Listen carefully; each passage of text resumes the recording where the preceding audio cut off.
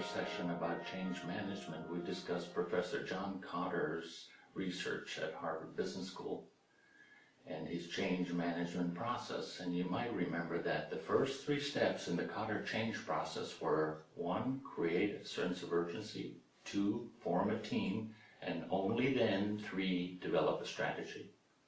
Well, more often than not, managers try to change too many behaviors all at once in an organization, and they forget to explain what complexity reduction means for every person.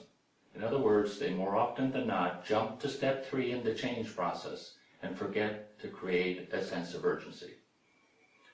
And what this teaches us is that during every complexity reduction program, a manager must first explain what the complexity reduction changes mean for every process and every person. And using the KISS rule during a complexity reduction program can in fact be very effective. And this is how you could do that. First, define 3 critical desired behaviors which will make the process a success. Second, define 2 or 3 practical implications for management and the front line.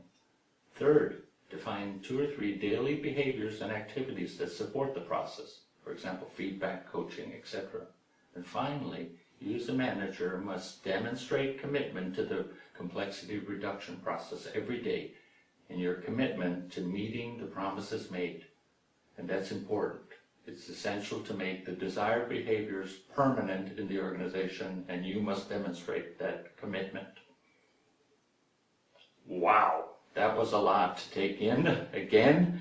So what are the 3 KISS lessons we should leave this organization session with?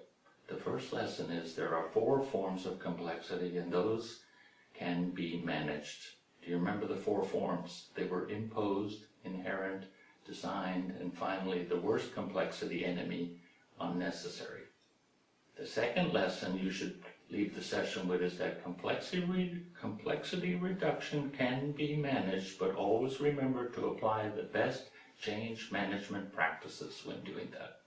And finally, number 3, always remember your organization is unique in one way or another, and any action taken in the organization must reflect that uniqueness, because a one-size-fits-all solution is never effective in complexity management.